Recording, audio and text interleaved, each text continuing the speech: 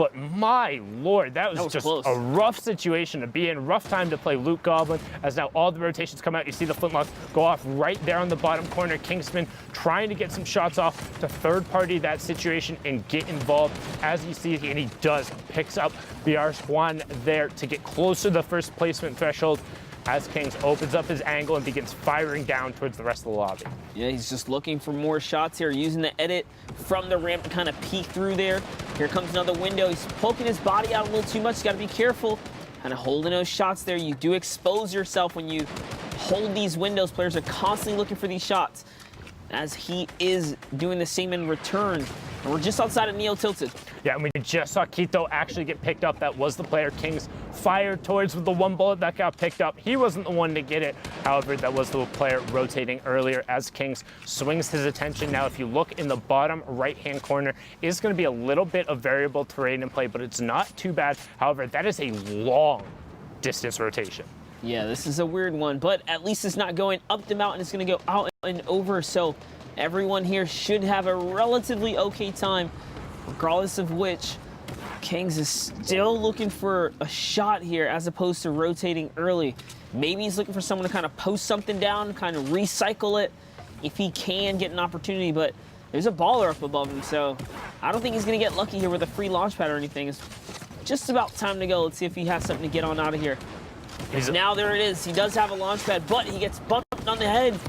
So it's going to force him down to be on the foot.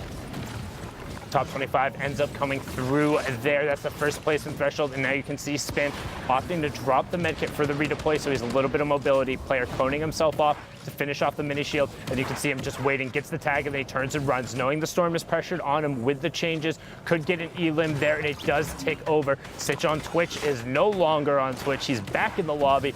Devious picks up an elim, as does Aspect. So again, a lot of names you're familiar with. Crims, the player who qualified in week 2. Niddle, the player who qualified in week 5. Ifa up on the high ground, scoop that down the low ground. Devious on the mid tarp as well. Tons of players still looking, as Kings gets Jin FN there right as the rotation is coming through. So now he's going to go to work and try and find somebody with this combat. Going to get the shot on the baller, gets the break, but nothing doing after that. Yeah, he did try to follow up too, see if he can catch that secondary. He doesn't quite. Just peeking on through the build here. He decides, hey, you know what? Heavy sniper time. Into the box he goes, and down goes short, as now King spins, gets a nice replenish on loot there. There are so many players nearby, though. He's got a big decision to make here. He saw some shadow bombs. We'll see if he ends up picking those up. Now you always pick up shadow bombs. Yeah, looking around here, though. Aspect jumps over a trap. Don't forget, guys, if you're in shadow bomb, you are suspect to traps.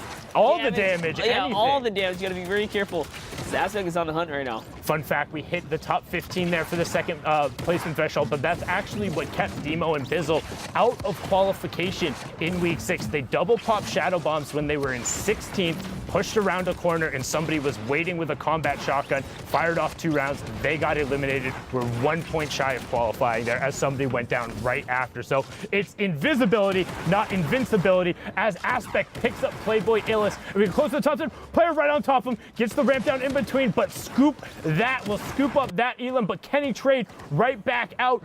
No, he won't. Soapy picks him off, so Crims is up on the ultimate high ground. Joey Sip just beneath him. Ifa and Snuggle on the backside of the storm, and then Kings, Niddle, and Soapy all on the low ground. We're going to hop on board here with Joey Cripp, who's trying to get, or Joey Sip, excuse me there, as he's trying to get the heavy sniper reload out, but not enough time.